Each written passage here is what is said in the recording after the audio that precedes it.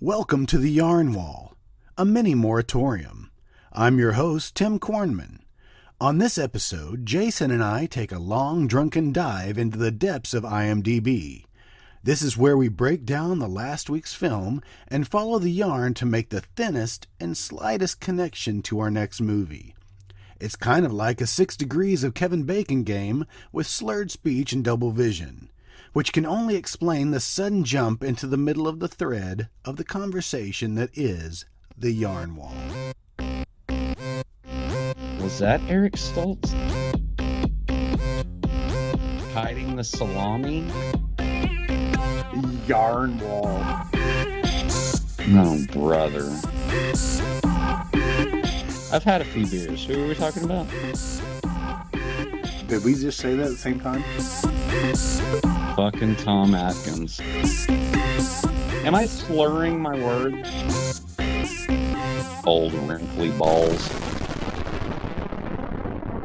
Remember those good times? So today is J.K. Simmons' birthday. J.K. Simmons. Just trying to sell you farmer's insurance. Yeah. Sure. Was he in Oz? I never watched Oz. Huh. But he was in, what was that? Freaking Whiplash. Yeah, and he did play J. Jonah Jameson. Yeah, it's so hard to say. And Spider-Man? Yeah. Yeah.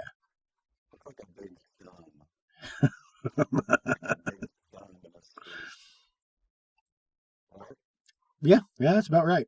Did you ever watch Whiplash? Yeah, the drum kid. Yeah. I mean, it was all right. It was interesting. It was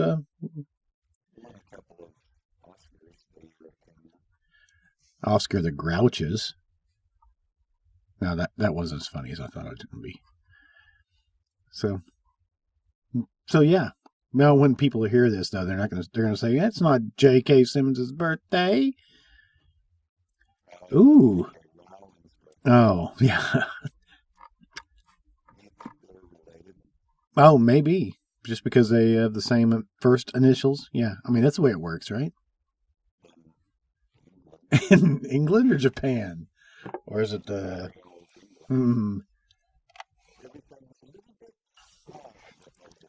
I thought it was jolly old England.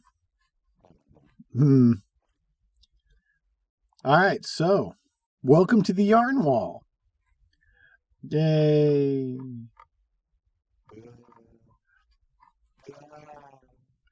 So you've been working on catching up on all your Dabney Coleman movies, huh? What have you watched? You did watch Short Time? Were you not impressed?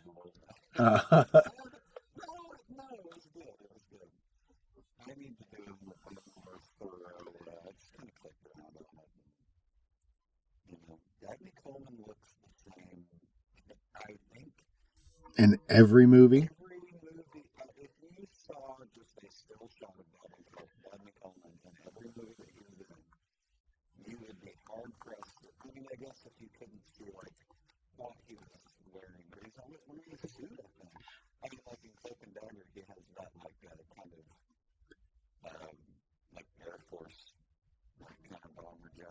Yeah.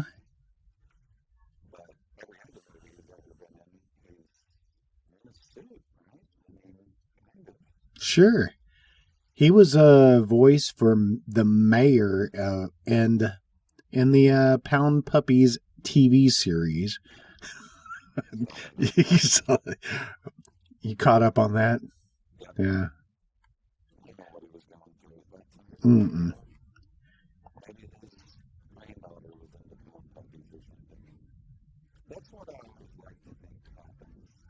Right. I did this for my great-grandchildren.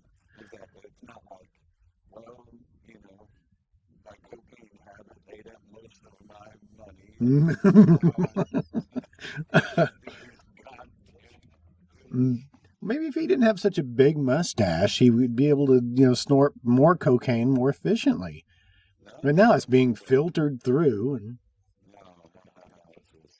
And I'm saving that for later.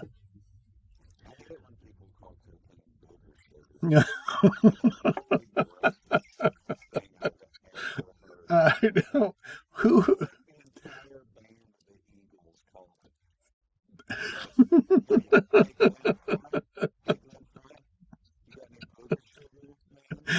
Oh, I can see that.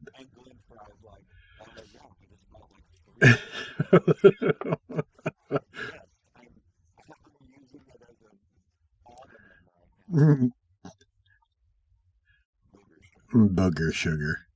That was one of their hits, wasn't it? Yeah, 1968. Booger sugar.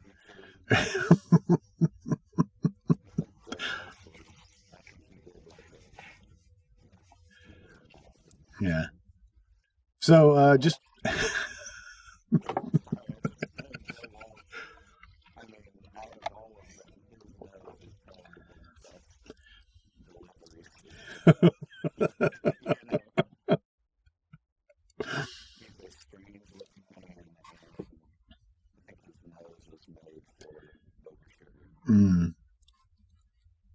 I think my grandmother had that same kind of nose. Yeah. Yeah, she had man hands too, so it's just like. Was Joe Walsh my grandmother? I should look into that.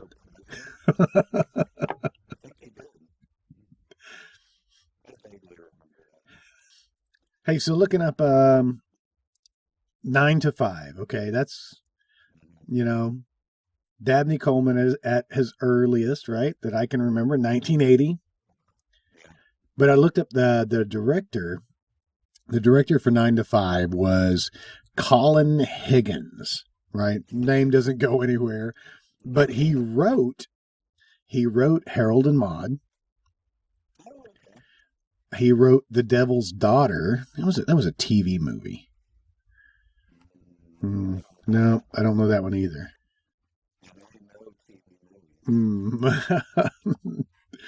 And Hallmark.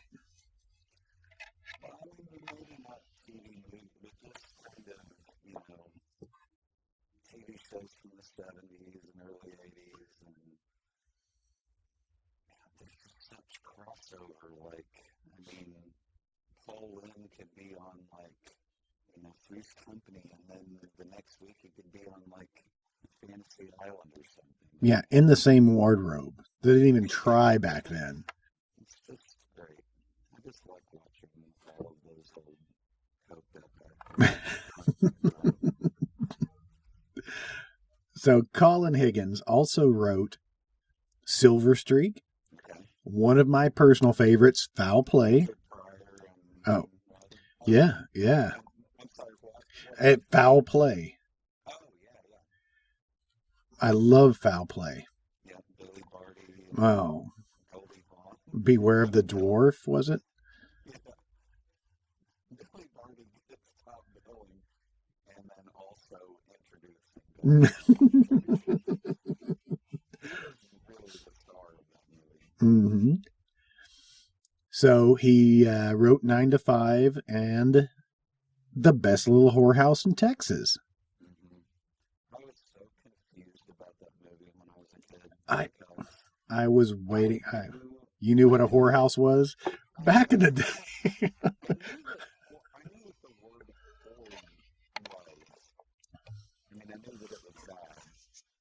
But, a house?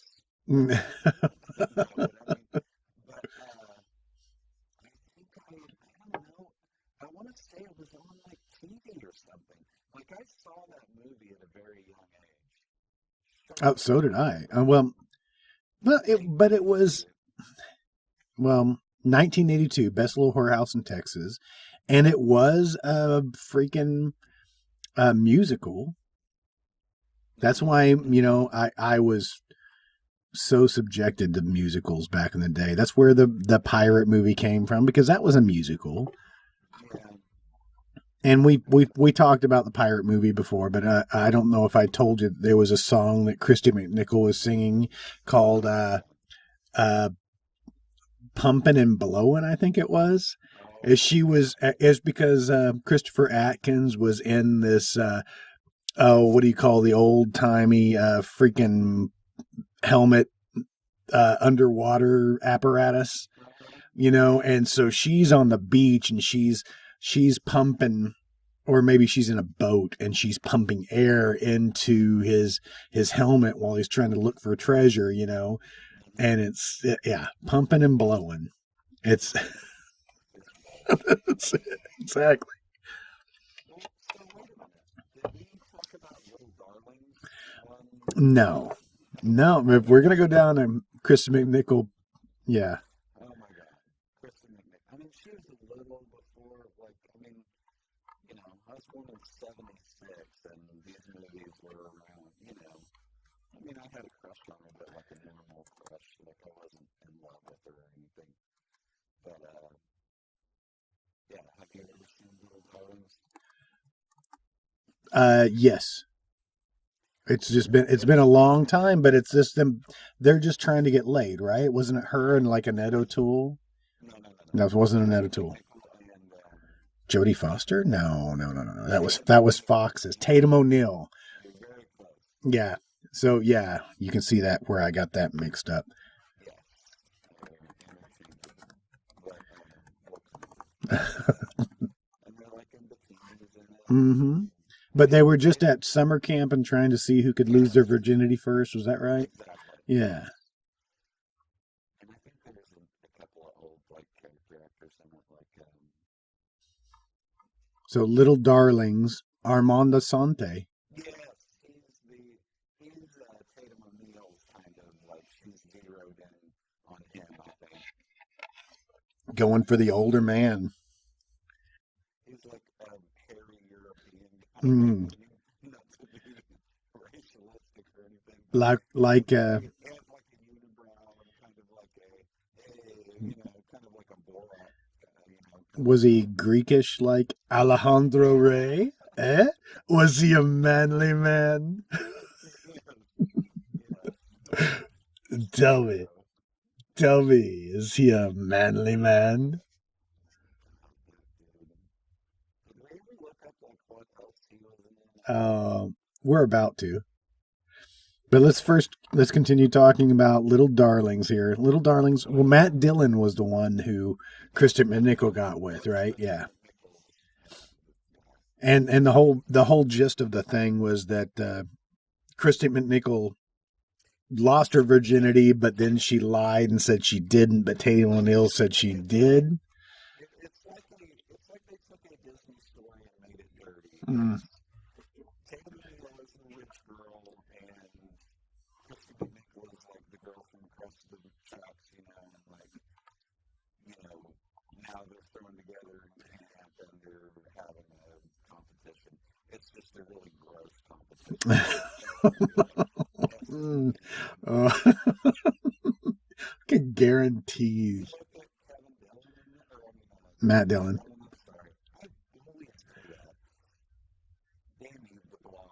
Mm-hmm. If it hadn't been for that, I never would have known who he is. Wouldn't have never known that he had a brother. I think you're right. Yep. But anyway, yeah, he definitely had Crabs with gonorrhea. Not that he had gonorrhea, the crabs had gonorrhea.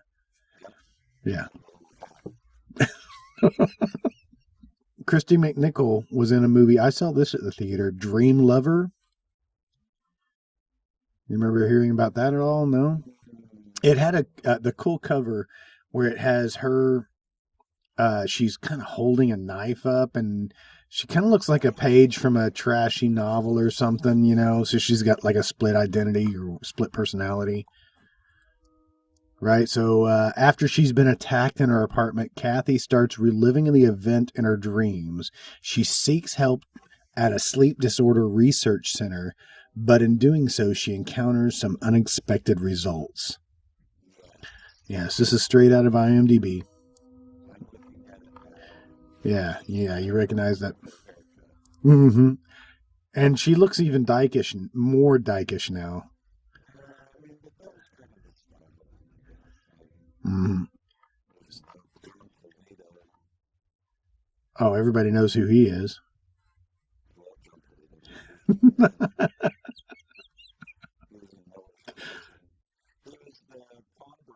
Oh, I know. Yeah. He was also, he was Brother Seamus in Big Lebowski. It looks like it.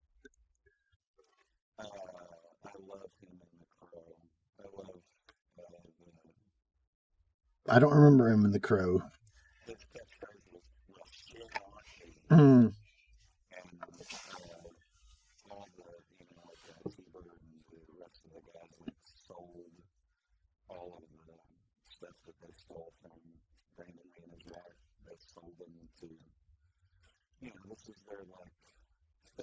Yeah, I got it now. But did he get killed by the wedding rings and the shotgun? Yeah, there we go.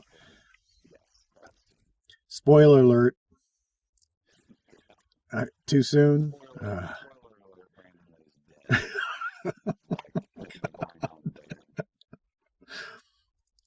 I guess we should put a disclaimer on. I would hate it for somebody to watch Laser Mission or The Crow. Or the one with him and Dolph Lundgren. That is the greatest movie ever. Michael and I have watched that several times. Which movie? Oh, you can't even think of it now, can you? Oh, there you go. Did that hurt? That sounded like it hurt.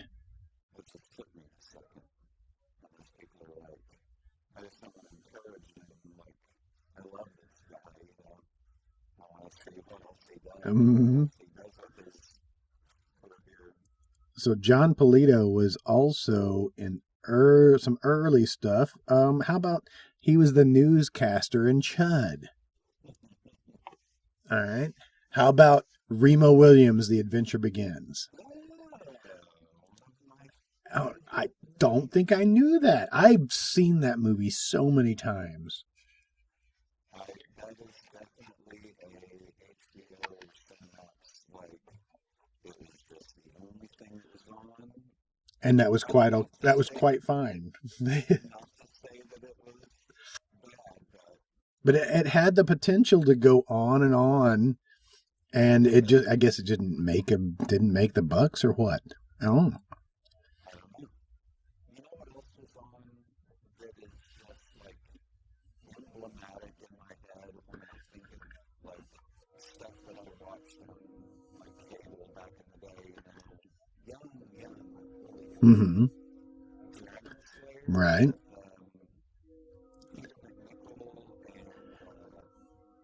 He is Vigo.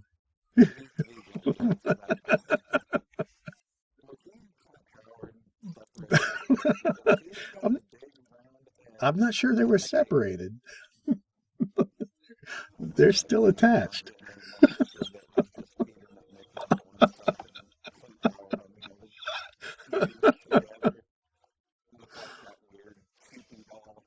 I love it.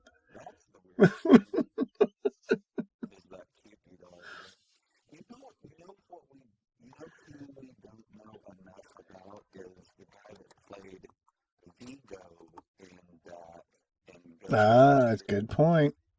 And he was also the weird dad in the Mouth of Madness. And those are the only two movies that I think I've ever. Oh no, he's in Die Hard also. He was in Die Hard? Yeah, he's one of Snape's. Yeah. Crew. Where is Vigo? Wilhelm von Homburg. Yeah. The picture up on IMDb shows him, I guess, next to another German guy with some high-waisted, stretchy pants like 50s wrestlers. I'm sure he had tea parties with Oh. There's some key exchange going on there. He was in Torn Curtain. Do I know that? Torn Curtain? 1966. That was Alfred Hitchcock. Torn Curtain. Paul Newman and Julie Andrews. I'd like to look that up. I don't think I've ever... No. Never even heard about it. It sounds like what happened last night after Taco Bell. I kind of tore my curtain.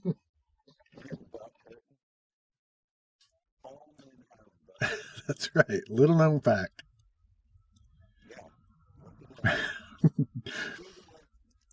He was in The Package. Speaking of butt curtains. Yeah. Good segue. Thanks for that. Oh my God. Okay. Sorry, I just thought of something that I was going to bring up. Can you put a plane going? There's so much background noise. Well, good night. Good night, American. Okay, so is that it for Vigo? He has a couple things. Do you want to keep going, or did you have something to add? You wanted to break in.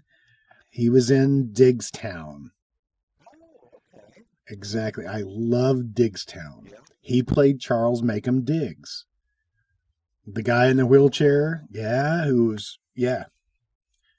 So weird. So that means that, that movie is like from the 80s. Late 80s. 89. Yeah. 89. So.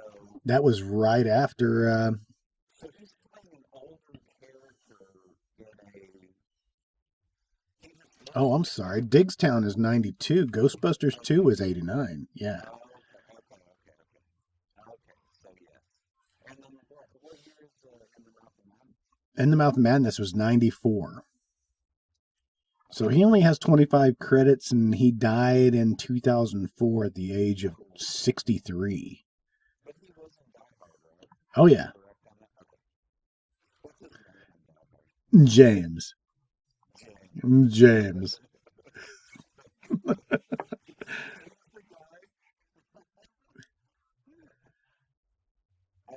really like Die Hard. He's the guy that's like, that crew that goes into the Nakatomi Plaza is such a weird, like some of them are wearing sweats, but then some of them are wearing like, but anyway, he's one of the kind of goons in sweats with just like a heckler and koch.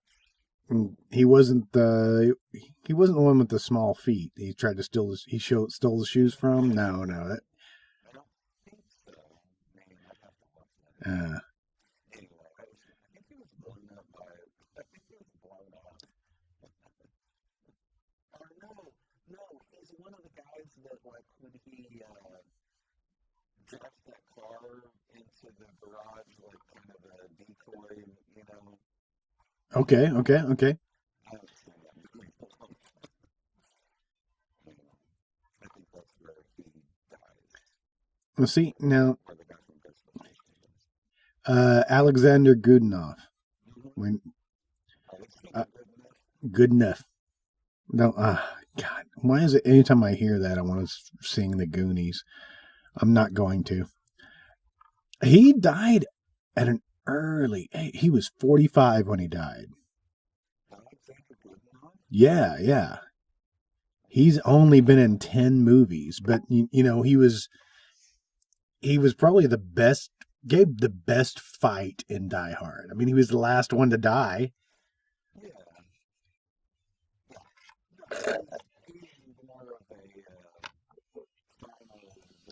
Yeah. So he was in Waxwork 2. Yeah. Yep. And The Money Pit. I don't remember him in The Money Pit. He's like, I don't know what Shelley Long does for a living, but I think somehow he's her boss. Okay. Oh my God, I went to the theater to see that with my mom. My mom and I went to the theater to watch The Money Pit. And I remember it being like kind of, I don't know, kind of a flop or something. Yeah, I don't think it went over very well. I mean, it was kind of a dark comedy. And it's one of those movies, as you get older as an adult, you're like, oh, yeah. Yeah, it's kind of, yeah. Yeah, and It's, maybe it takes, you know, maybe it would take a rewatching to make it seem like, oh, now I can relate to it. mm-hmm. But him, like, sunk down in the hole in Yep. the floor, And just, throwing the paper airplanes, that was pretty much the only image I have of the whole movie.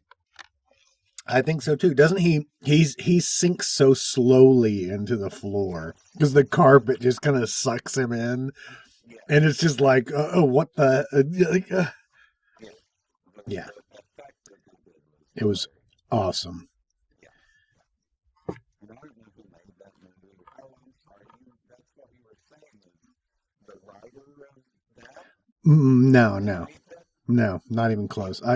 Why was he on that? Because of Alexander Goodenough. Uh, Yeah, we had to go back a long ways. So no, no. If you want to go back, 60s? Alexander Goodenough died.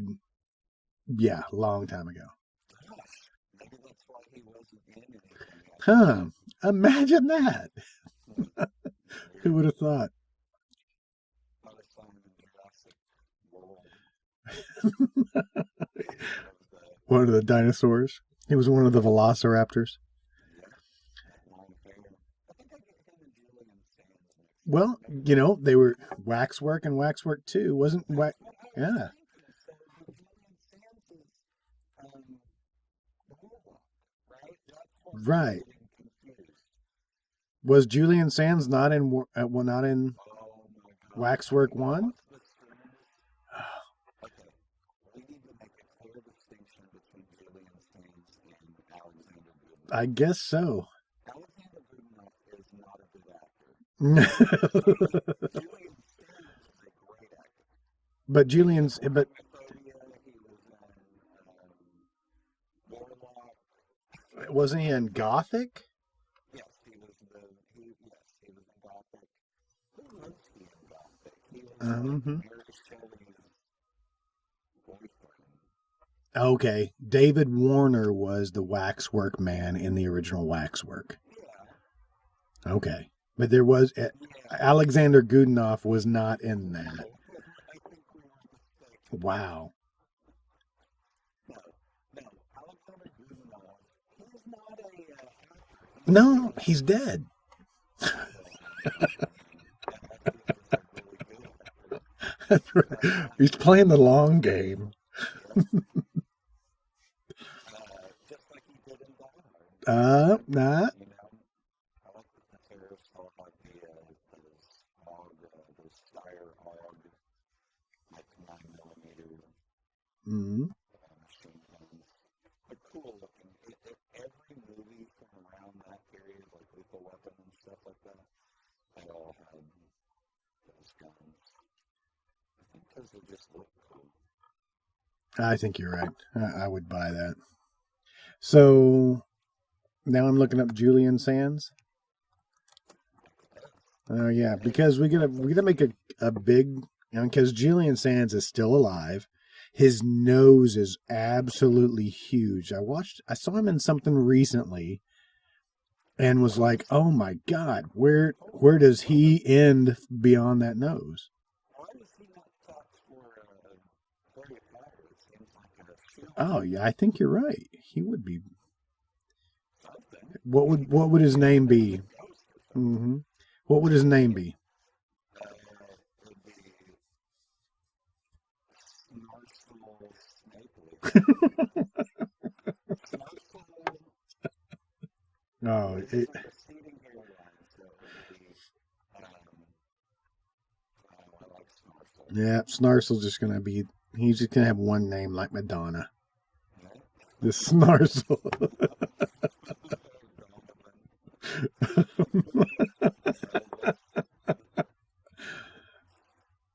uh, right. I love Bloom County. Oh my God, I think there's a new Berkeley I think you just made that up. No, I don't know how. It's either Berkeley breathed or Berkeley breathed, and Berkeley breathed sounds better. And who's this?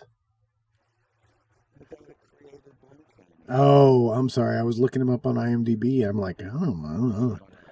Oh, no, I don't see anything.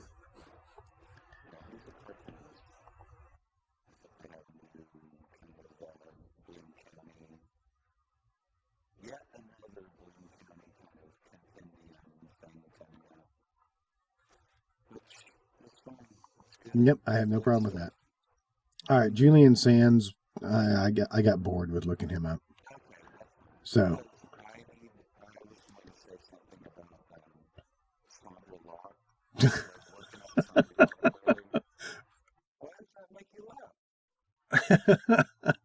It was because of her music. It wasn't because of her acting. You were looking her up, right?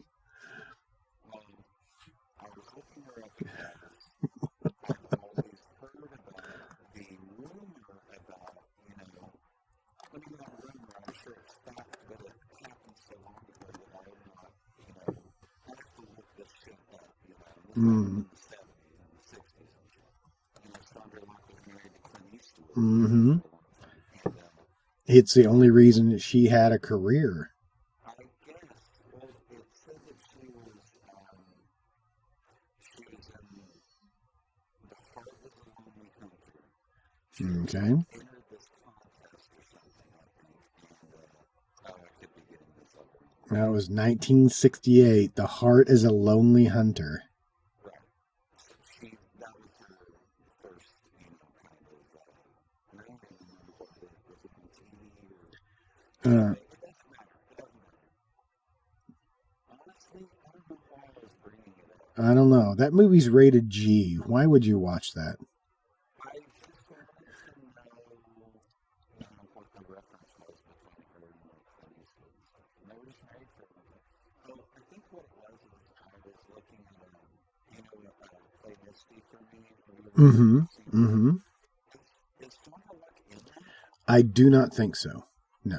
Yeah, because isn't it like, I don't know, I was thinking they had some weird kind of or maybe she was kind of crazy. No, she wasn't in that. I'll get onto that for a second, but I'm just going to read The Heart is a Lonely Hunter. This is straight off IMDb here. When a deaf-mute singer moves to a small city. Let me back up and say that again. When a deaf-mute singer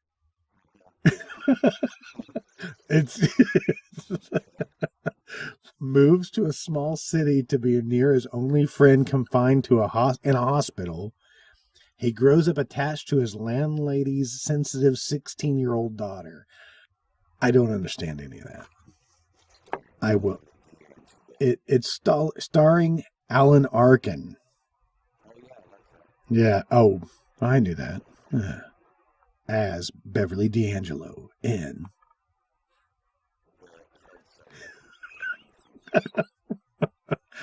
So Sandra Locke got her start there. She was in Willard in 1971. I did not realize that.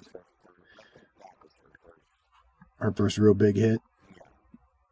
That was 71. But like I said, she's actually directed 4 things.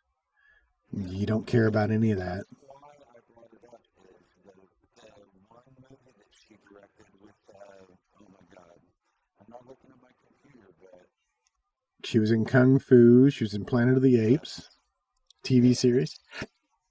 Barnaby Jones, TV series. Oh, her TV history is... Yeah. Outlaw Josie Wells was her first. Okay.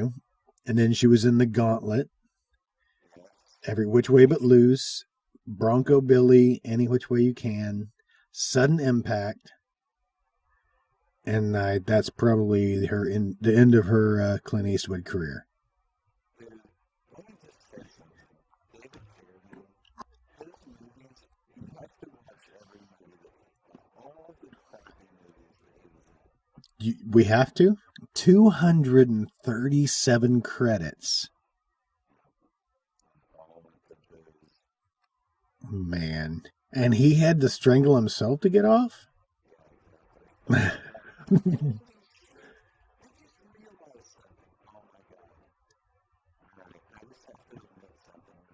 Okay. I'm waiting for this. This has got to be good.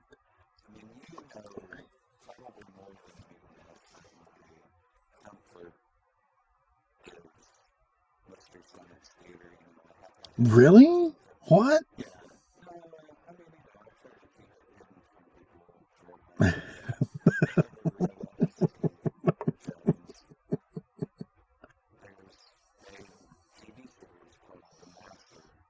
Okay.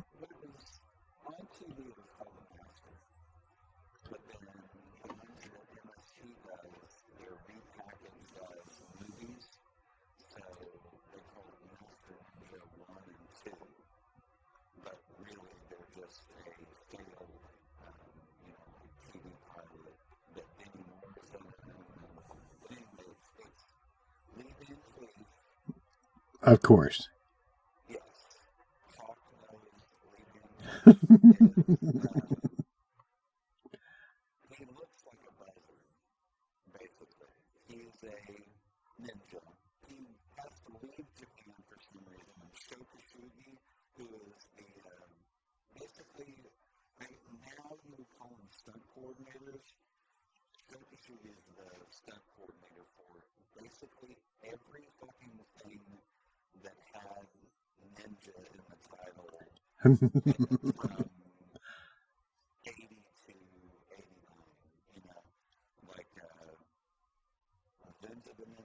Mm-hmm. Ninja 3, the domination. The nomination. The denomination.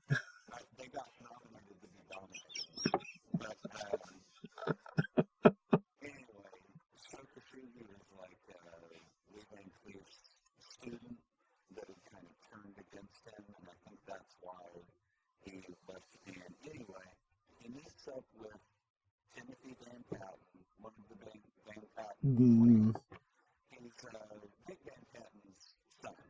Okay, yeah. Mm-hmm.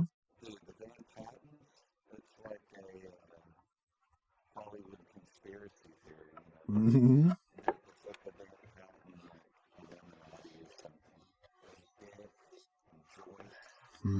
There's Dick. Oh, I remember Eight is Enough. Yeah.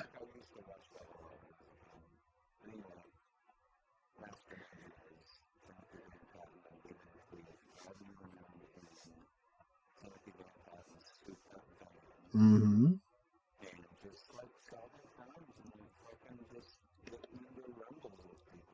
That's the life. But they're ninjas.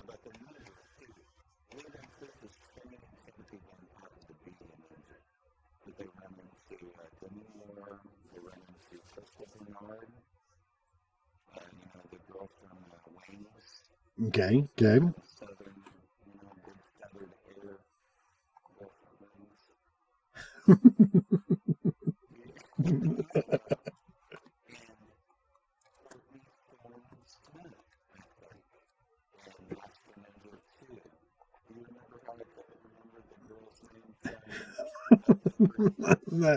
Yeah.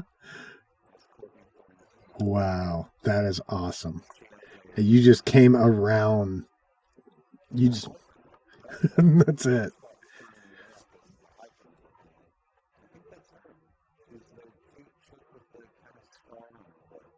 So Timothy Van Patten.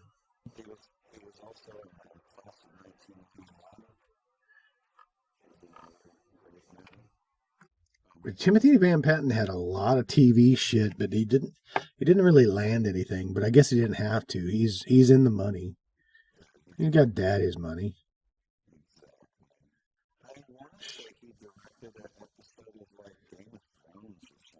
That's what he came up on something like that. Yeah, he 2 episodes. Mm-hmm. Some royalty. Mm-hmm. I just want to touch base again on David Carradine. So David Carradine was in Q. because I wanted to watch Q. Yeah. I did. I need to see that again. It's been way too long. Anybody as weird as David Carradine, it's Michael Moriarty. Exactly. And it's put them both into a film. Exactly. But that was a Larry Cohen film. I did not realize that. And if you look up Larry Cohen, Didn't it feel Larry Cohen's he's done so many things. He's had his hand in 86 writing credits. All right. So he wrote Q, but he also wrote It's Alive. It Lives Again. Right. So that was based on the characters. He wrote The Stuff. I did not realize he wrote The Stuff. He wrote Maniac Cop. Yeah. You know, It's Alive. I think they credit It's Alive as being one of the first. It's 1974. I did not realize it was that old either, because I remember watching It's Alive. I watched all three of those movies. Yes. But I guess they did a remake of It's Alive. He wrote Phone Booth, the one with the. Oh, I guess so. He wrote Spies Like That. Oh no, I'm looking at Spies Like Us. Who is Larry Cohen in Spies Like Us? Am I looking at the wrong Larry Cohen? No. I think he was in Spies Like Us. Not a good movie. Spies Like Us. Stop it. He was in Bestseller with James Woods, Brian Dennehy. Yes. He directed a Return to Salem's Lot. Really? I don't think I think I've seen it. Oh. And then Q came after all of that. See. Oh man, I need to watch all of these movies. You want to start the Cohen cast? Good Cohen cast, because this is good stuff. Huge body of work. So we will touch base on him before before all this is over. Before the FCC should close us down. Is that right? FCC? Was it? Oh, we're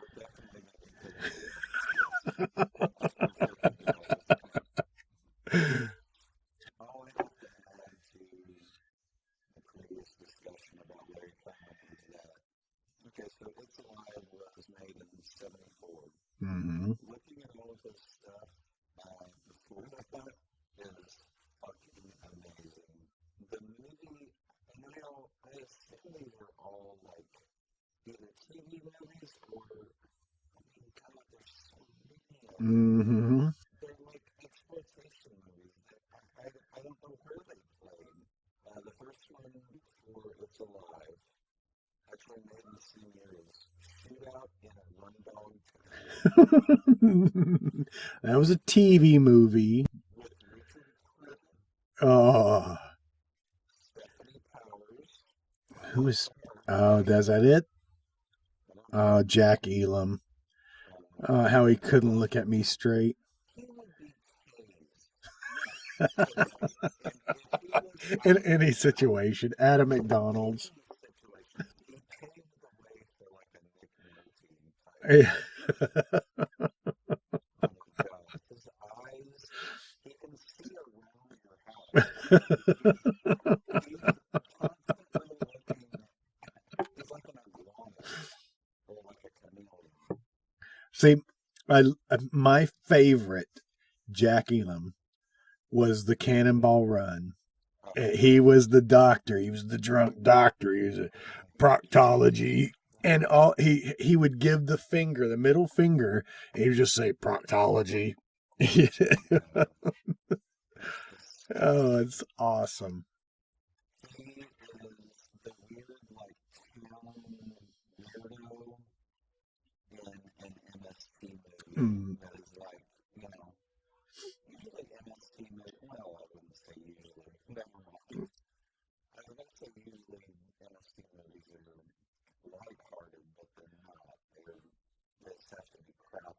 Anyway, he ends up like strangling the girl at the end, you know? And you're like, Dark. yes, of course, look at him. Of course he's gonna strangle a girl to death in the park. He looks like a fucking maniac. But he was in so many different westerns. He was in Every western. And this is early. He has 206 credits. And he died in his early 80s. You know, like, I remember he is one of the bad guys in, I want to say, Once Upon a Time in the West.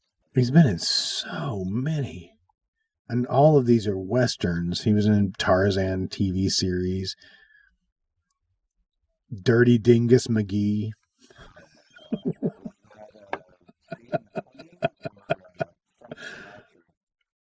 Let's see here. Frank Sinatra. Yeah, I can't remember. I know there's another. And who else? Oh, George Kennedy, of course.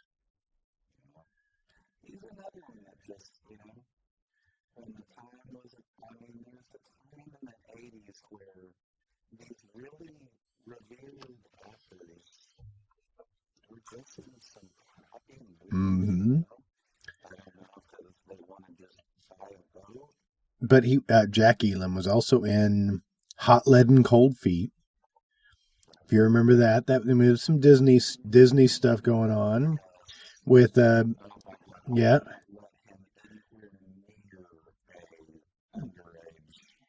But that was, you know, Don Knotts. He was in the Apple Dumpling Gang Rides Again. Mm-hmm. The Villain. If you remember The Villain with Kirk Douglas and Arnold Schwarzenegger and Margaret. That was a lot of fun. I remember that was in the moratorium for a long time because you couldn't find that shit anywhere.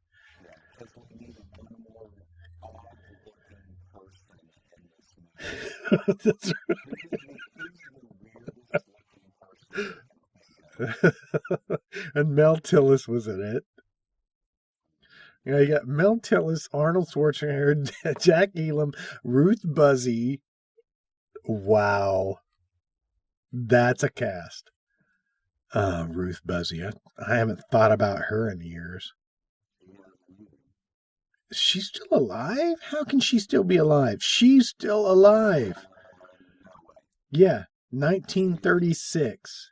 She's got two things in post-production right now. You can't believe it. Hmm?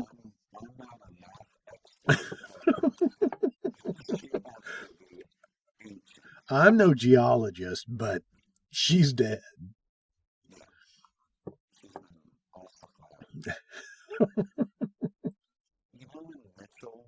Mm-hmm. Who? Joan? It doesn't ring a bell. That's right. So, Linda Evans is a prostitute in the movie. What? How can you even... A whore? A hooker? You're a hooker? Sorry, that was a bad, Dudley Moore. From Arthur. So, Mitchell finds grass. What? In Linda Evans' purse. No. Takes her in, calls her in, and the guy that is the officer that's like, what do you call that? The booking? Yeah, the guy. Yeah. Books and Booker. Edmundo Boca. Hmm.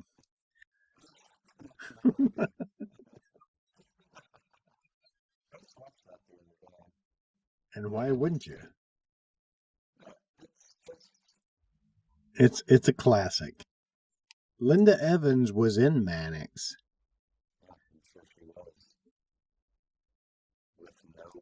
Yeah. Of course. Mannix was 1974. Mannix, extra large. Mitchell was 75. Yeah, I know. It's It's not but timeless. yeah. All right, so shall we go back to our movie at hand? Oh, how about an hour into the podcast? Let's just talk about Terror Vision Okay. and how much you love Terror Vision. Yeah. Don't you think after watching that it's, It's very worthy. I've watched it several times. pretty unique and But then again, I'm a manly man.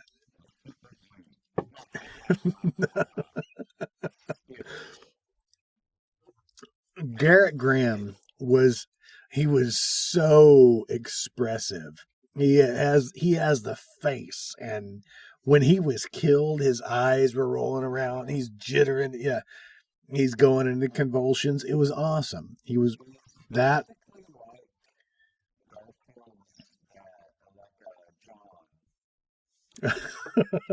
You know what I mean? Oh, I hate Mondays. I mean, like he was very cartoonish.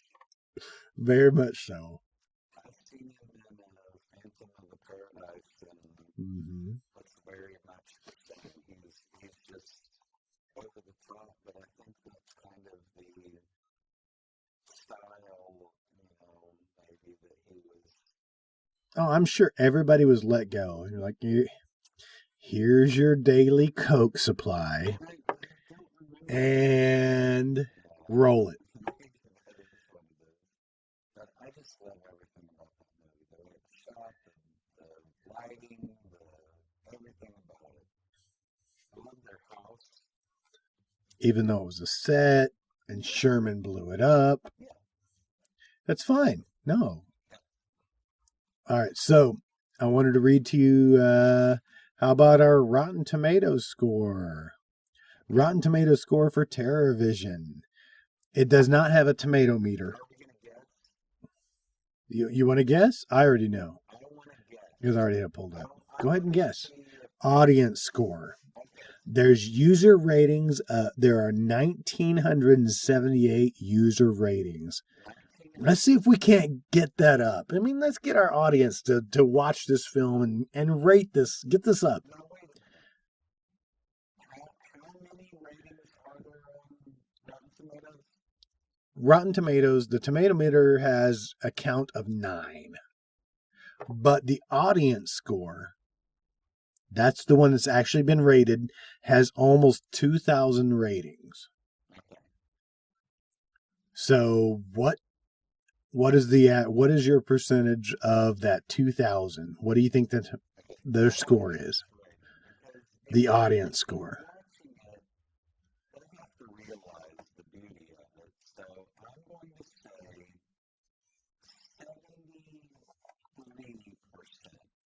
73%. Wow. You really believe in this movie. They gave it a 43. What? A 43. Yes. I just don't agree with that. Oh, I didn't think you would. I love this movie, and I think it's worthy of, I mean, I'd like to see what the, scope is. Like, give me a puppet master, and then give me Exorcist or something, and then show me on the spectrum where Terror Vision is. I don't know. How about some IMDB reviews? That's actually got some good reviews from that. Yeah, but I can write a good review in my head. Yep. Are there any one-star reviews? I haven't seen anything below a 7 now. Oh, there's a 5. Totally trash. 8 out of 10. Cheese-a-rama. Yeah. No, everybody seems to like this film. Good. Terror Vision perfectly encapsulates every aspect of the 1980s.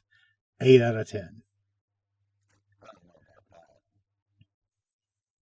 Not everything. Everybody was swinging with goo.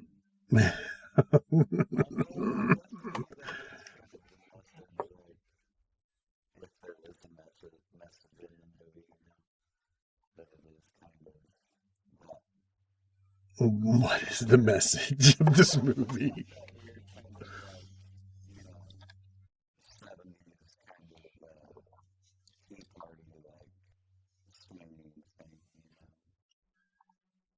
I think there was a movie called Key Exchange, wasn't there?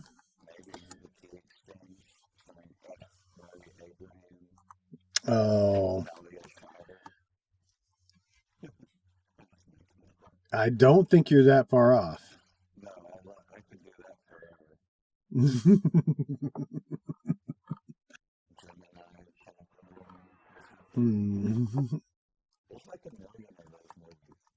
Key Exchange had Brooke Adams,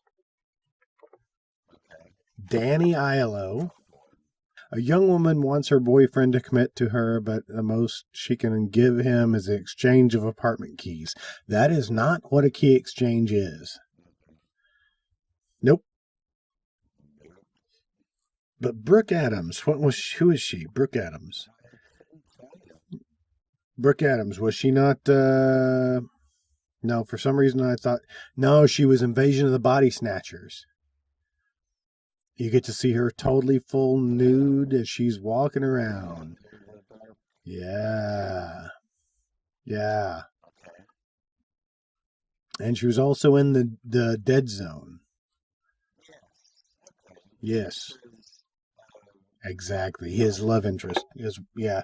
Well, not his wife, but he was engaged to her when he, yeah. Yeah. All right, so, okay.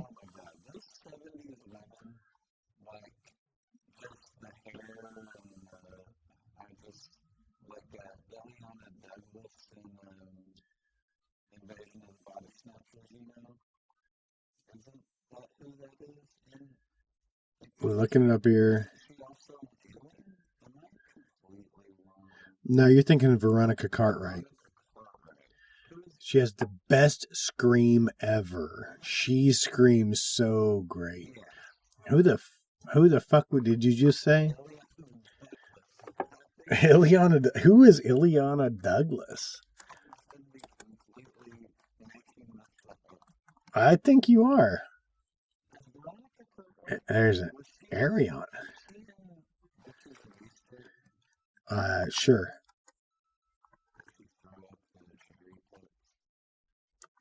Ileana Douglas. She was in To Die For, 1995. Stir of Echoes. I love Stir of Echoes, and I know you love Stir of Echoes. So many times. Let's see. She was in Goodfellas. She was also in Alive. How many times do we have to go over the same movies? So many circles. She was in Chasing Amy. She was Alyssa's roommate. I think we saw her for a brief moment. She's uncredited, though. Maybe it was a deleted scene. Are you now microwaving your shredded cheese? I just wanted some cheese before bed, but now I want it warm and gooey. I'm not judging you. There is no judgment here.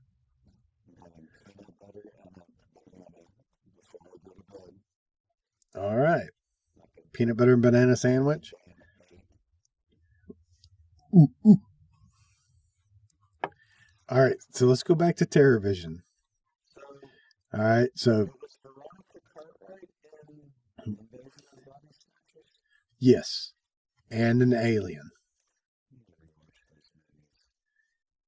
I so love Invasion of the Body Snatchers.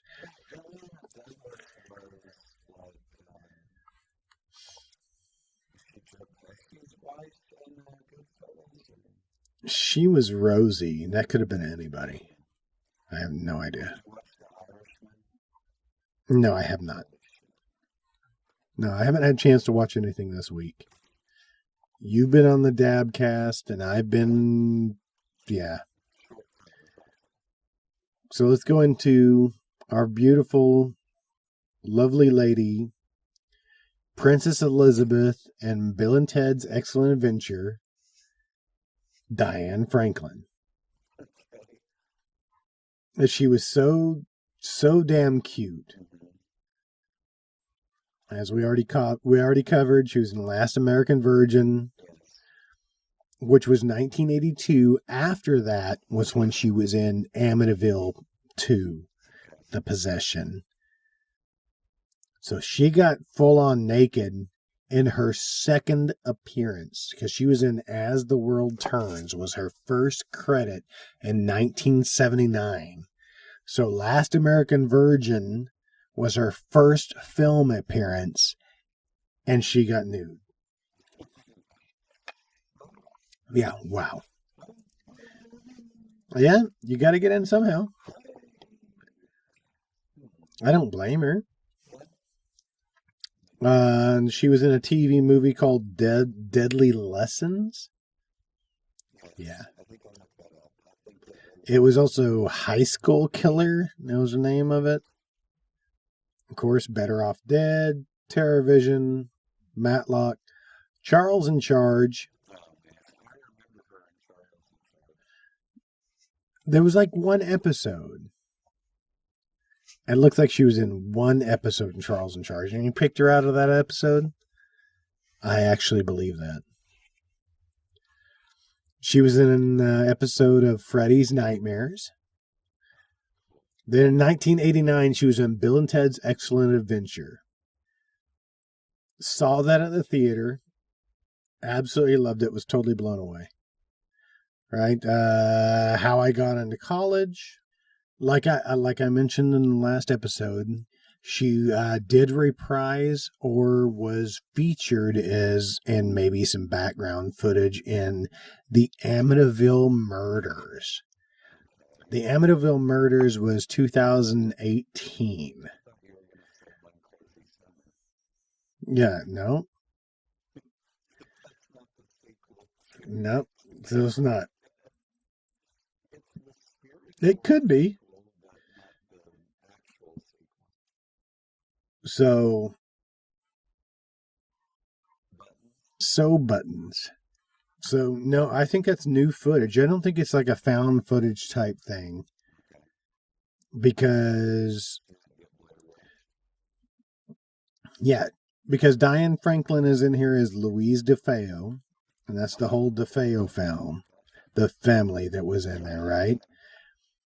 But there's different actors as the DeFeo families. Burt Young is in there. But this is like last year. It was actually 90. Yeah. Ghost of Burt Young. I don't think he's dead yet. Amityville Murders, 2018.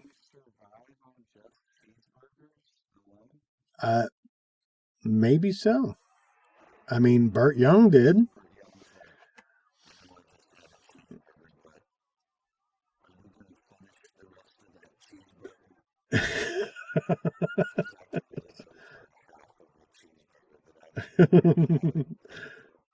Burt Young is still alive. 1940. And still working. He's got 4 things in pre-production right now. Pre and post and filming.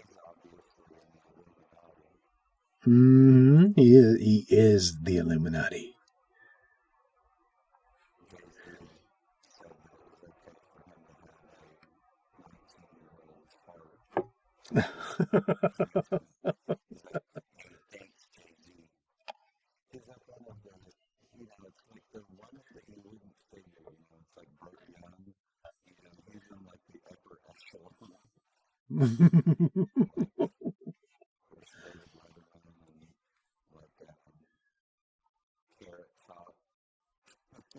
You put Carrot Top in the Illuminati? Oh. Who else is in the Illuminati? Oh. Even though he's dead, he didn't die?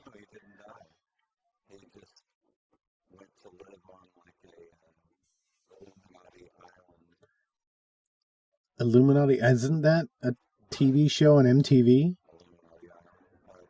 but Jim Varney was actually a Navy SEAL who he became an assassin, for the NATO.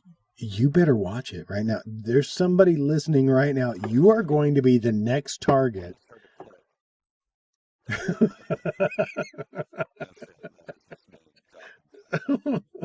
Did you say click? Did you hang up? Student bodies. I think we should do an episode on student bodies. It was so good. Oh, I'm going to kill the kid with this gum.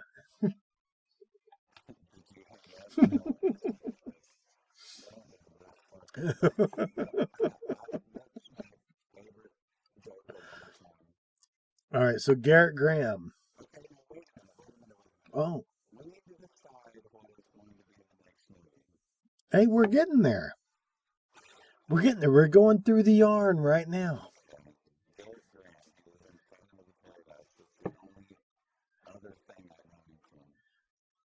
He was in It's Alive Part 3. Oh, yeah. Yeah, exactly. Last Resort. That was Charles Grodin. I remember the poster of that. It was back in the 80s. There were so many different Hard Bodies, Spring Break, Going All the Way. You remember all these films. The Huffy Boys. I remember that one.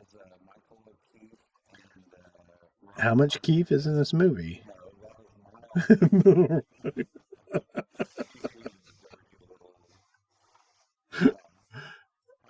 But you remember all.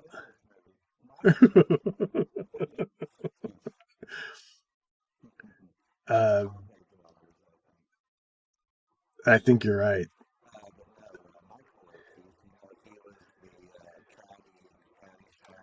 Noonan.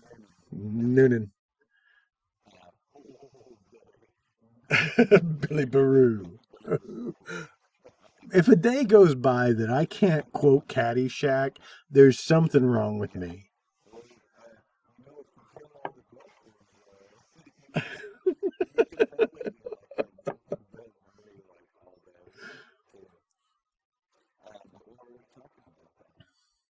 We're talking about no.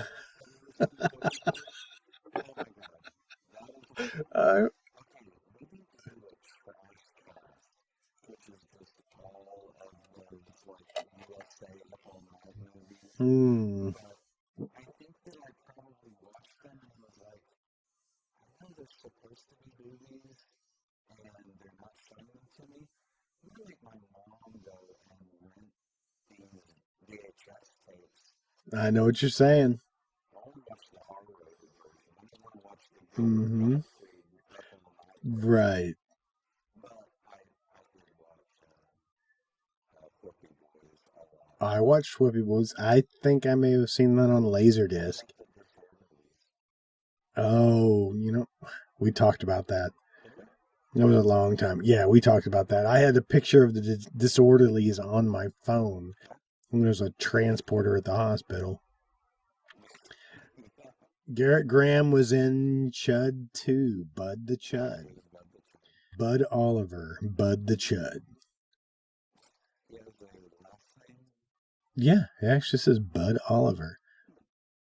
It also had Bianca Jagger in it. Is that Mick Jagger's something or other?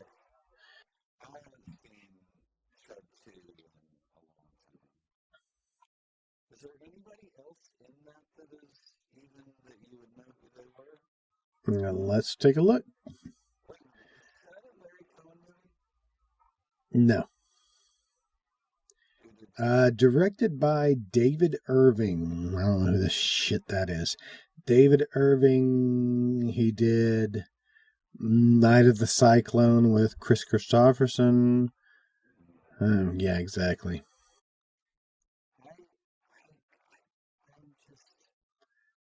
Are you torn? No, I'm not torn about anything. I don't like Chris Christopherson music.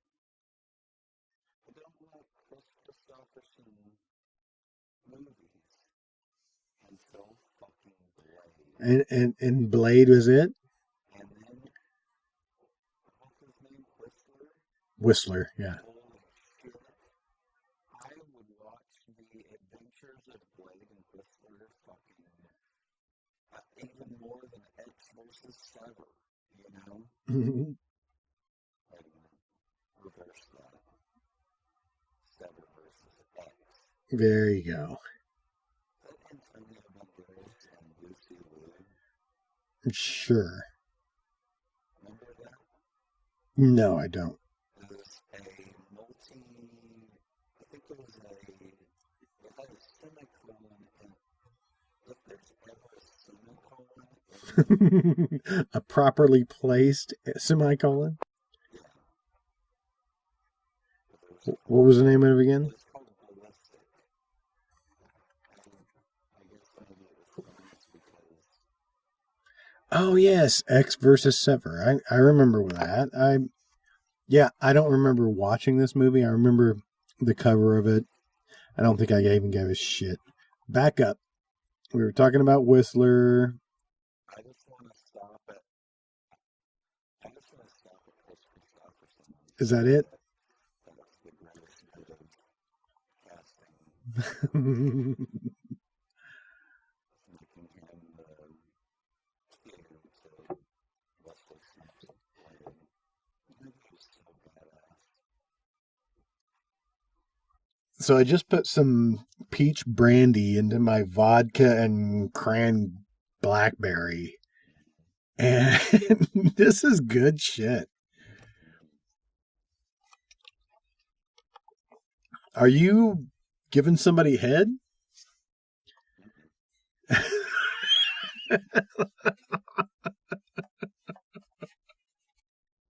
Because it sounds like you're giving somebody head.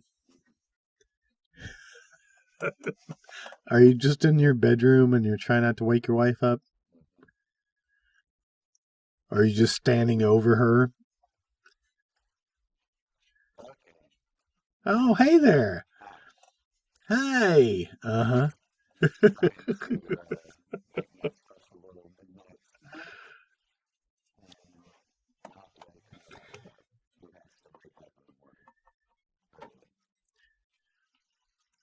Poor soul.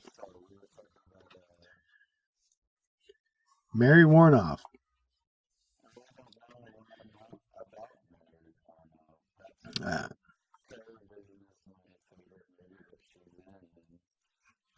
Mary Warnoff was actually in The Devil's Rejects.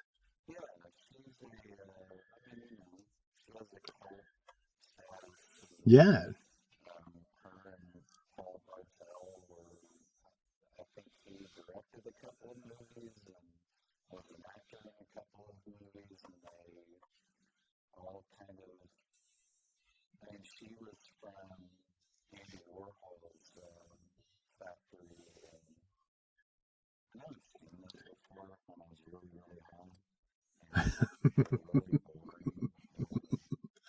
Maybe I should revisit them, but maybe not. But maybe not. I don't know.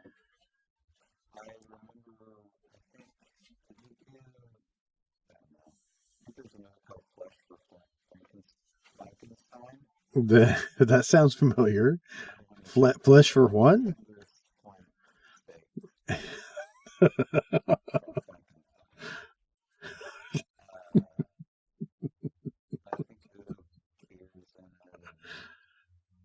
Udo.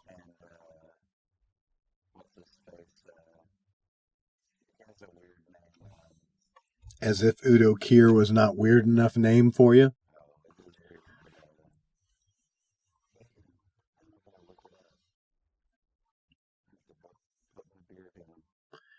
Damn it. Well, you put it down hard. I feel like you're just making up that name.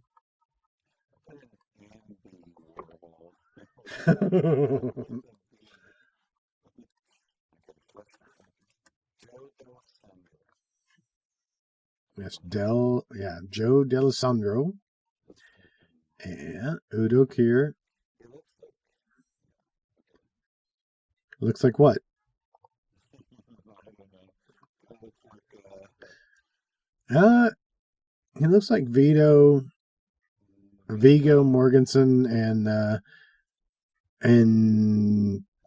the guy in the character Famous Series?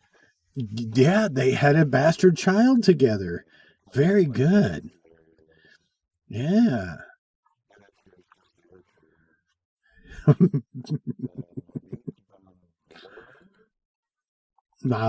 Von Boing?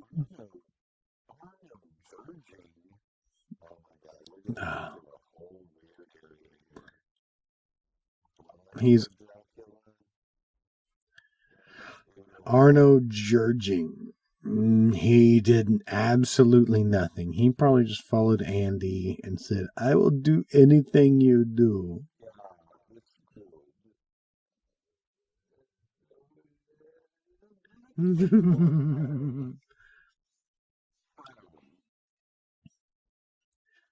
His first film was a movie called School for Fear. Smoovie.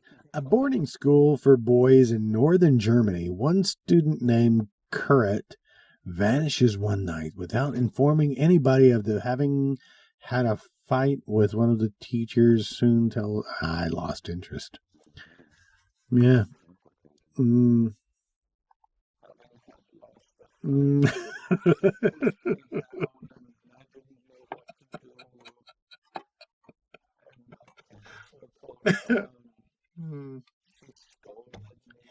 Jeez, oh my Jimmy.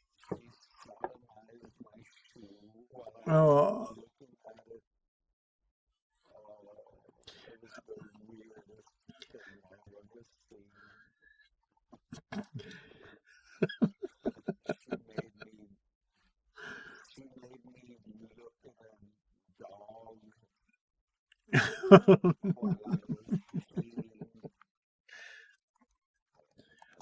And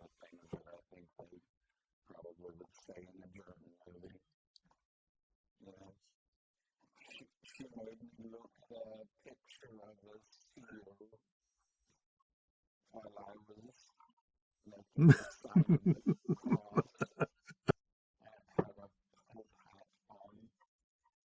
right, so Mary Warnoff. I'm sorry, I'm changing the subject again. Mary Warnoff was in Chopping Mall. Chopping Mall with Garrett Graham. Garrett Graham was a technician Nestler. But Dick Miller was in that as well. He was Walter Paisley.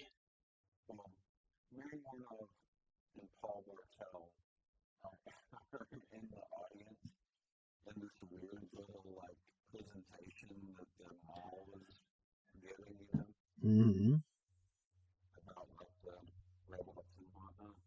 They're like, don't those robots look ethnic?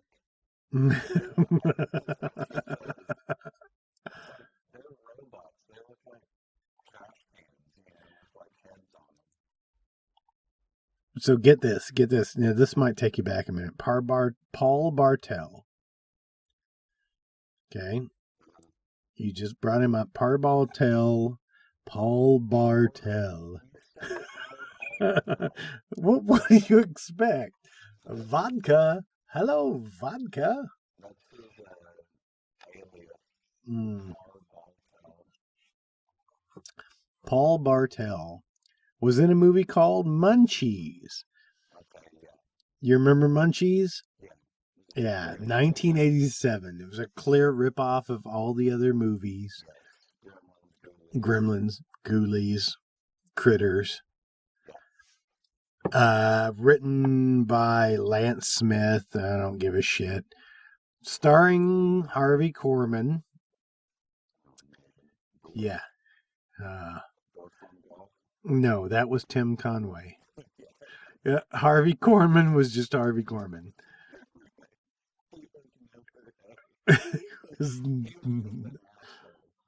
Harvey Korman. How about Blazing Saddles? History of the World. Yeah. Famous kind of, you know, Mm-hmm. diva. He's like a. Wow, really? He is responsible for the JFK assassination. And edit that out. What? So, History of the World Part 1, but he was all over the Carol Burnett show. Harvey Korman. All right, so Munchies. Who gives a shit? Paul Bartel. What are you eating now? More cheese? So Chopping Mall. That was Chopping Mall. Barbara Crampton. We could follow her down a wormhole that would lead us to beautiful, beautiful movies. Absolutely in love with Barbara Crampton. But that's not where we're going today. All right. Next up. What? Next up is Chad Allen, who played Sherman. Sherman, the little kid in freaking Terror Vision, who's been in. He's been in a lot of things. But like I brought up before, he played Charlie Brown. I guess there was a Total Recall TV series that didn't go anywhere in 1997. It was Total Recall 2070. What'd you say? Total Recall of My Heart? Turn around again.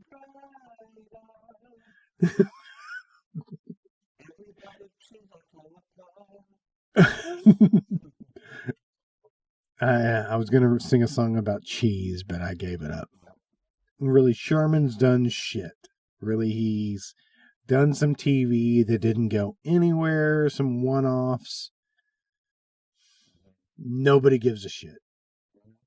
But he played Charlie Brown, so very good. Good for you. He was in Happy New Year, Charlie Brown. He played Charlie Brown twice. He was in an episode of Punky Brewster. Yeah. He was in Code of Vengeance. Wasn't that, that was a TV movie. Which had Randall Tex Cobb in it. Randall Tex Cobb was also in Diggstown. I love Diggstown. I've seen that way too many times. It was one of those sleeper hits that just didn't seem like it was going to go anywhere. And I just absolutely loved it. It was at the theater when I worked at the theater. I think it opened in the smallest one. And I sat in on it and just totally loved it. It's good shit.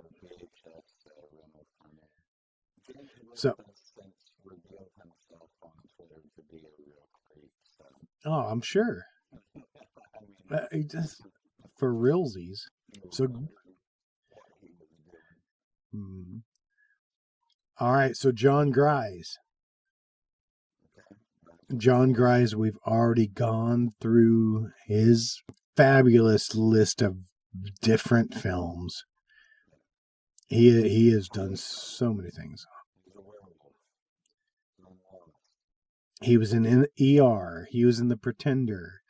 He was a van driver in Men in Black. He was in Get Shorty. There's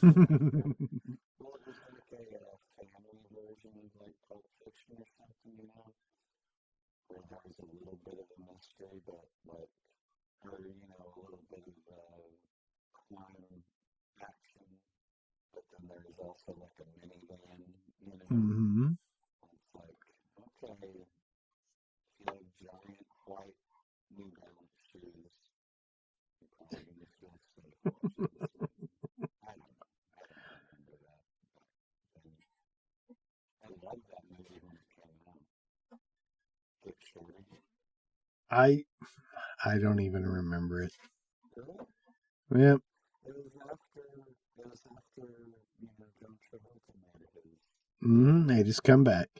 Dude, he made like fucking 10 movies like right after Pulp Fiction. He was like, hey, remember me? Remember my big head and my big clothes and my weird religious beliefs over here? Hey, remember my weird religious beliefs over here? What? Hey, where? Hey, Mr. Cocktail, remember when I was like, struck by lightning? Yeah. Let's move on to Burt Remsen. Grandpa. Grandpa's been around. Right? Grandpa did a ton of TV shows, starting in 1952. It was in Perry Mason, Rawhide, Alfred Hitchcock Presents. He did a lot of different things.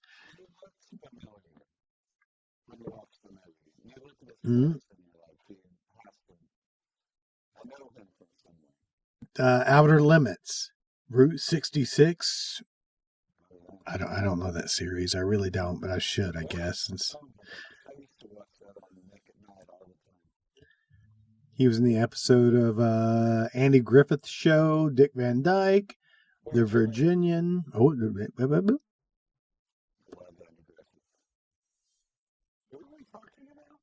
Burt Remsen.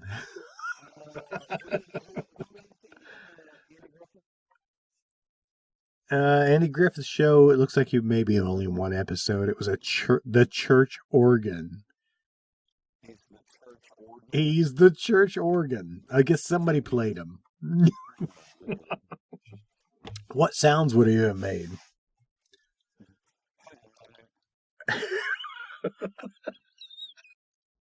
We used to have an antenna, and we used to watch, MeTV and Pluto and I think we came over to your house one time, and you had it on Pluto, and it was just a weird, There's all sorts of stuff on Pluto. We were watching Andy Griffith where somebody was just playing Burt Remsen. All we used to watch was just old black and white, At night we would watch Movie and Twilight Zone, and Summer was so addicted to the one with Richard Mulligan and Christy McNichol. Empty Nest. Empty Nest. She loved that show, and I swear to God, if I hadn't walked in one day and said, oh, I love this old show, I think she would have thought that it was a modern show. I'm going to pull in fucking, I'm going to be like Videodrome. I'm going to channels from like all over the world. I'm going to have like a ham radio, like satellite. I want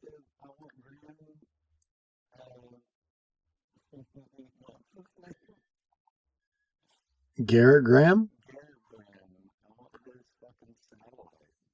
Oh my God, that movie is such a perfect little slice of 80s.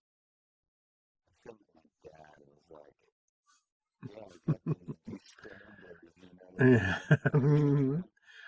And I meant to bring that up because there were times that I remember trying to tune in porn on the D-scramblers, and you could, and this is back when you could just fine tune your console TV and possibly get a diagonal view that was being scrambled, and you could see a head every once in a while, a leg every once in a while. And that's what made me think about TerrorVision when they got onto the porn site, that they were looking at just legs and body parts.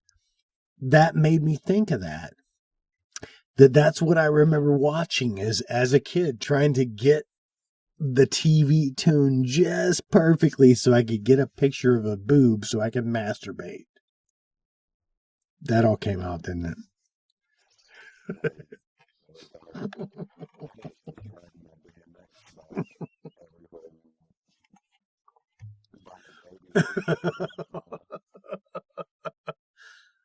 For some reason, I just started clicking on Richard Mulligan even.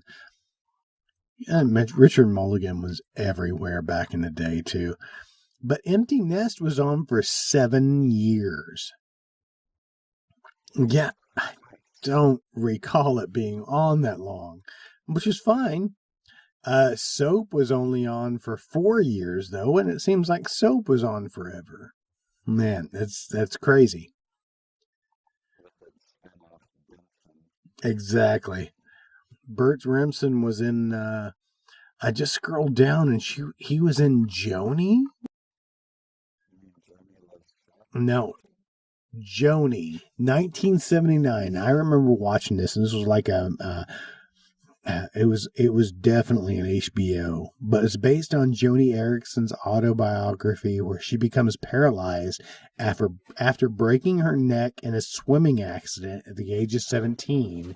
She copes with her new life and learns to paint with using just her mouth and finds strength in her new Christian faith. Blah blah blah. But I remember watching this movie. Yeah. But Bert Remsen, I guess, played her dad, John Erickson. Exactly. Yeah, it's an alias.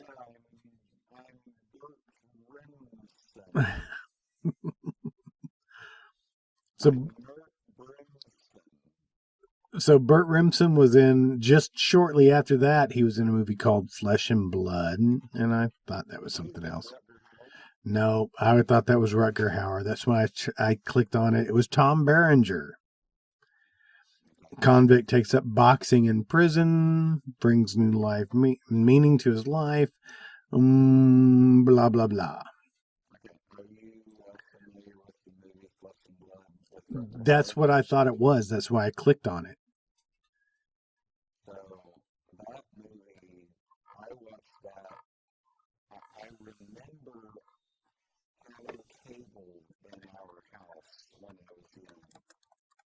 And I don't know, I was an only child, and I was able to stay up late and watch whatever. And I remember watching Flesh and Blood. And it was Rutger Hauer and... Bring it in. You can do it. I wouldn't even know without a famous European actress from the time. I couldn't even remember who it is. Flesh and Blood reads, in medieval Europe, a young girl from a noble family is obsessed with her captors. Paul Verhoeven film. But it has Rutger Hauer, Jennifer Jason Leigh, Brian James. You remember Brian James? Brian James, he died young too. But Brian James in Blade Runner, yeah, Striking Distance, Fifth Element. Was he not? I'm sorry. Tango and Cash. Okay, how about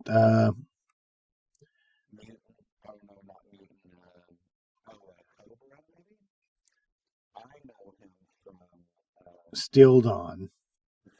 God, he's been in so many different things. Enemy Mine. He was in Silverado. No, I don't either. The Horror Show. That's what I was going to go back to. Yes. You know, which is another... That is the weirdest thing, and I keep meaning need to bring up to you. You know the horror show is considered the sequel to the movie. House. It was House 3. Why? I don't know. Lance Henriksen, Brian James. No, it's one of Todd's favorite movies. Exactly.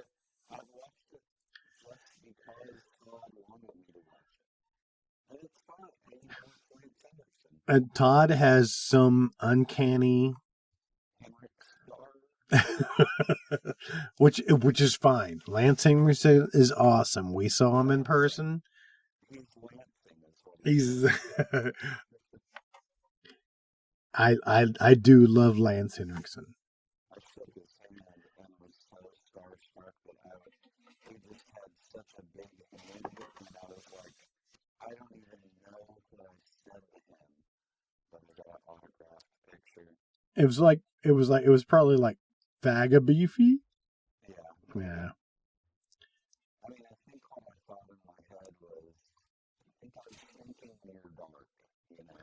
Mm-hmm. Like, I wasn't thinking aliens when I met him. I was thinking near dark and how fucking cool he was in that movie. And I was just starstruck. And I just shook his hand and I was like,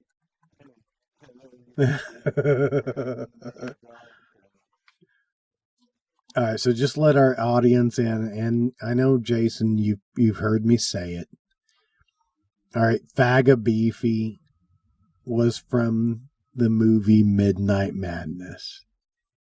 Do you remember Midnight Madness at all? Have you ever seen it? No? How?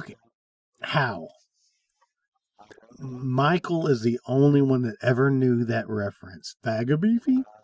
It was David Naughton, Michael J. Fox, Stephen First, okay, Eddie Deason. It has everybody in it, and it was a scavenger hunt that everybody was trying to figure out this riddle and clue to lead you to the different place and to unlock the different clues to get you to the next place. Pee Wee Herman was in it.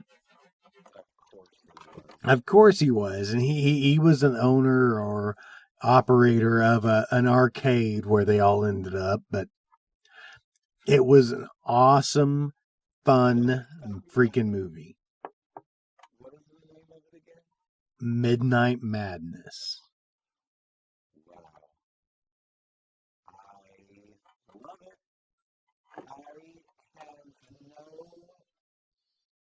I've never seen it, ever. Oh, you need to see it. I'm gonna. Because it was so fun. Stephen First he had a big, massive, yeah, exactly. Otter had this big van. It was an A-team van, and he had a group of just nerds, and they were trying to unlock clues, and it was a bunch of letters they were trying to piece together. And the one guy put it together. He's like, "It's Faga Beefy?" And I don't know why that's funny, but it made me laugh. I'm pretty sure that Michael has said that to me before. I'm sure he has. I have absolutely no idea. Yeah. Put it on your queue. Okay. No, I'm going to immediately go inside and look it up right now. You know, it's one of those, like, hard bodies and Creek and, I mean, even Animal House before all of those. I would like to think that I've seen all of those, you know. But this fits right in. Yeah, like hot dogs and You know. Oh, so many movies we have to revisit. All right. So let's go back to Burt Reynolds, because we talked about him being in Humanoids from the Deep, the TV movie, and how we'd like to do Humanoids from the Deep. Holy shit, he was in Blood Fist 6. So 6 sequels to that. Army of One. Was that Dolph Lundgren? Yes, that was Dolph Lundgren. Army of One. But Burt Remsen was also. He sounds fake. It sounds fake. He was in. Mm-hmm.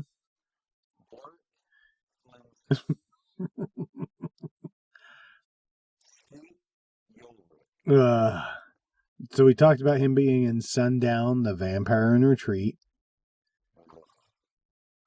But Burt Remsen was the bartender and Dick Tracy. All right, now I gotta tell you that I did not enjoy Dick Tracy. Now I enjoyed it because it was nostalgic type thing, but I'm not a big Warren Beatty fan. Okay, I'm a big Ned Beatty fan. I'm good with him. Warren Beatty, not so much. Okay, so Warren Beatty was what? What made him big? Was it Bonnie and Clyde? I watched Bonnie and Clyde with my grandfather. It was one of my, I have fond memories of that. Was it because of Warren Beatty? No. Heaven Can Wait. That was one of his big films. Not a big fan. I'm just not a big Warren Beatty fan. You? Yeah? You get anything? No. Yeah. But Dick Tracy, and I think that maybe they may have pumped too much money into that movie. And maybe it didn't come out to be exactly what they wanted to. But it had an all-star cast. And we could probably turn around and connect so many people to Dick Tracy. Right? William Forsythe. Okay? He's never aged. He's been in so many goddamn movies. He's never aged. Madonna was in this. Charles Durning. Right? Mandy Patinkin. Who else you got? Al Pacino. Dustin Hoffman. Kathy Bates.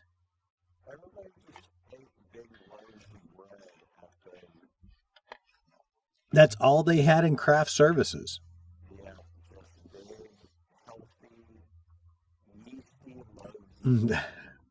R.G. Armstrong was in this. You know R.G. Armstrong. Okay, he was awesome. Children of the Corn. He was in Predator. R.G. Armstrong's been around for quite a while, right? Do you recognize his face? If you saw his picture, you'd recognize him. He died at the age of 95 in 2012. Okay. He was in Don't Look Back. Don't Look Back was a Eric Stoltz movie. Okay, don't look at this. He was in Warlock the Armageddon. Yeah, he was in Dick Tracy. He was in Friday the 13th, the series. Do you remember that? Oh, I kind of enjoyed that. He was in Werewolf, the TV series. Maybe he only had a small credit. All right, he was in Predator. He was in a movie called Jocks. Yeah. I think maybe some of the same actors and actresses. There's a movie that I watched that AMC did called Death Stalker. Uh-huh. There was a guy named something Nelson. I don't know, Rick, not Rick, but Chad Nelson. He's like kind of a handsome blonde, just interchangeable with any of the actors of that time. It could have been anybody. Like there's a guy in Shopping Mall, the one with Mary Warner. Mm-hmm. He could be replaced face with any. He just kind of has abs and like blonde feathered hair and Mm-hmm. chews gum. And he's in a medieval movie, and if he was chewing gum, it would be like nobody would bat an eye. You know, he's on a horse with a sword, and he's just like. What are you really doing, man? You know, just kind of like hitting on all the medieval witches and stuff. Deathstalker had like so many sequels too. Yeah, well, the one that I'm familiar with, it's called Deathstalker, but I think it's actually Deathstalker 2. Mm-hmm. So, I don't know, in like Ator or Ator, Mm-hmm. Miles O'Keefe. How much O'Keefe is in this movie? Miles O'Keefe. But there's Cowboy Dwellers or Cave Dwellers. That's the first movie that they did. But then Riff Tracks later on does A4 The Invincible. Mm-hmm. Which I remember these like VHS like boxes. You know? I remember my stepfather reading the Ator books. Really? Yes. But maybe we should have a spin-off series of podcasts on movie tie-in books. Maybe we should wrap this episode up. Okay, yeah. We're at Burt Remsen. Burt Remsen was in Dick Tracy, but I think Mary Warnoff was also in Dick Tracy, correct? Maybe so.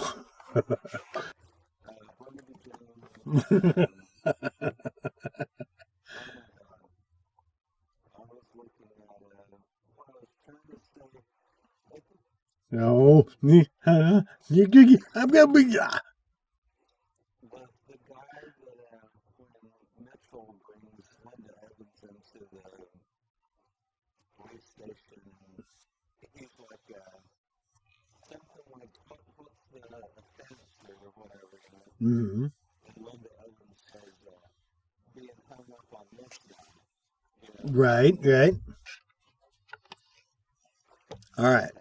So, Mary Warnoff and Burt Remsen were both in Dick Tracy. But Mary Warnoff was also in Watchers 2. I just want to let you know. Watchers 2. Not to be confused with Watchers 1. Which watch with Corey Haim.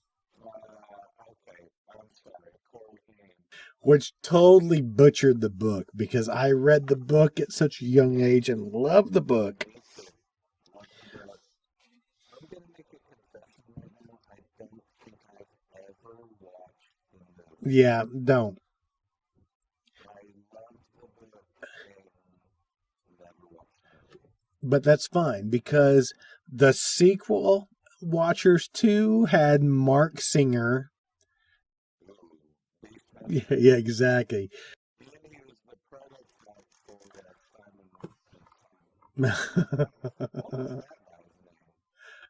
The guy from Prince of Darkness. It was Simon, but he was one of the Simons. I need to see Prince of Darkness again. Oh my God, are you kidding me? Alice Cooper. Mm-hmm. Edson from Victor Littleton. You mean Victor Wong? Yeah. Yeah, Donald Pleasance was in it. Yeah. I love that movie.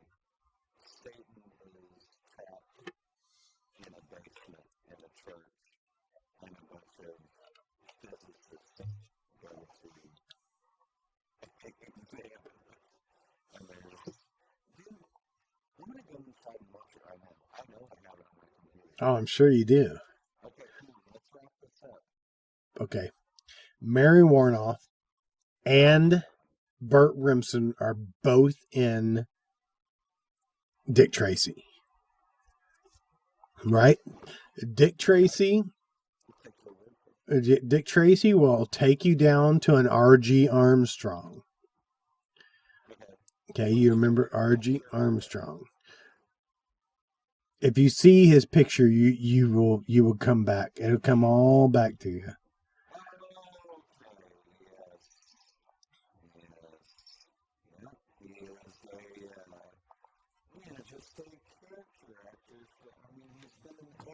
Everything, including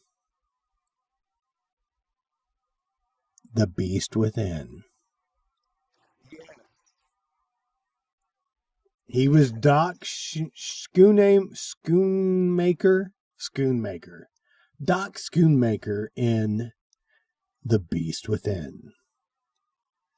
A young woman gets raped by a mysterious man creature, and years later her son begins a horrific transformation into a similar beast. The Beast Within.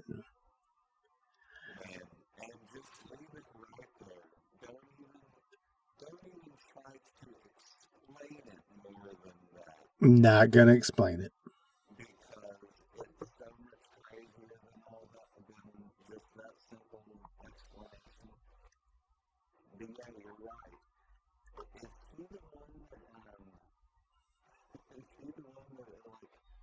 Yeah, don't spoiler alert. Holy fuck.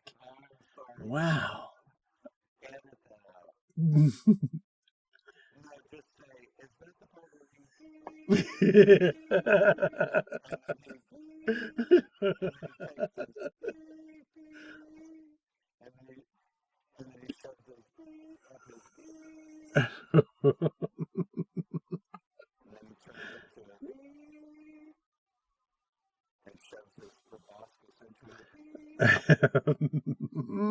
Is that what you wanted to hear? Your favorite movies of all times.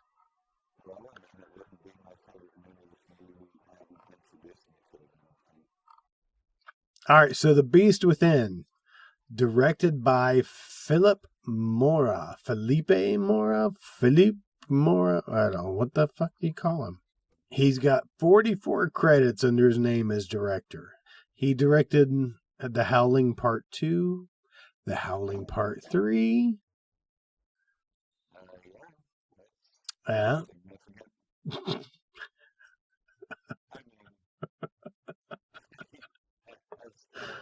As far as a filmmaker, he made...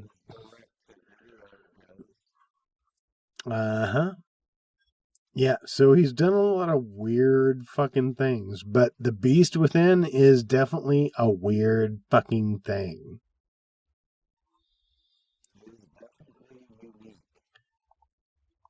That's why we keep coming back to it. Mm-hmm. Because it is a very strange, it seems very, like, kind of personal, you know? Like, it's a very specific story. And very niche. It is very, yeah, it is very gross and, like, you know, it's kind of a rape story. And it's kind of a lot of different things. So we have Ronnie Cox, who has been in a huge amount of films. Yeah, kind of second in charge. He's probably played a cop more than any other cop. Yeah, Beverly Hills Cop, RoboCop. Total Recall. Every movie with the... Yeah. Cohagen, you got what you want. Give these people air. But The Beast Within, I cannot wait to revisit this. Let me just credit Tom Holland. He wrote the screen story and screenplay. Okay, Tom Holland may have been a writer for Fright Night, Child's Play, Thinner, just to name a few. Okay. Did you know that after Fright Night, Kit Sarandon actually turned into a vampire? Well, he just started biting women. Do you know that he invented the term?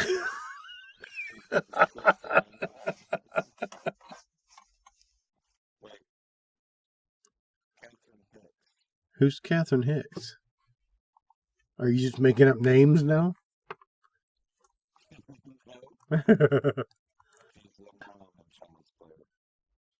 And she was in Star Trek 4. Yes, she was love interest. Yeah, you don't care.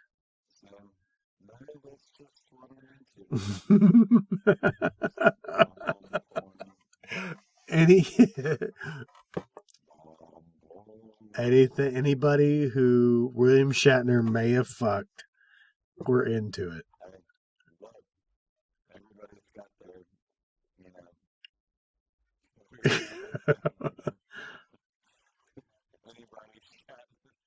anybody Shatner kind of possibly gotten it. All fair game. We are going down a rabbit hole of rabbit holes.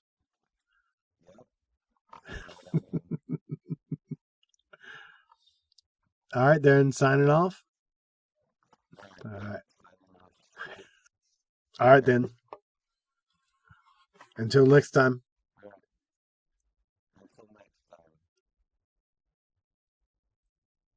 Manners? It's the yarn wall. Yarn wall.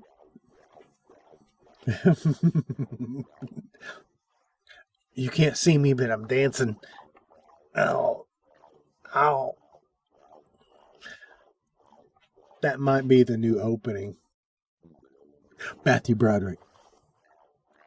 Tell me how it is. Mary Warnow. Billy Crystal. Oh.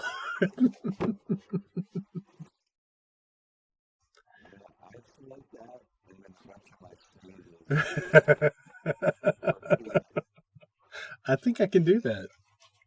You've been listening to The Yarn Wall, an MT Cornfield production. Tune in next week for the 1982 monster flick, The Beast Within.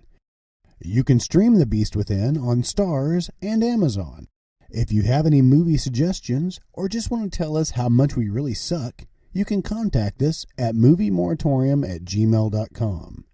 Thanks for listening, and long live VHS.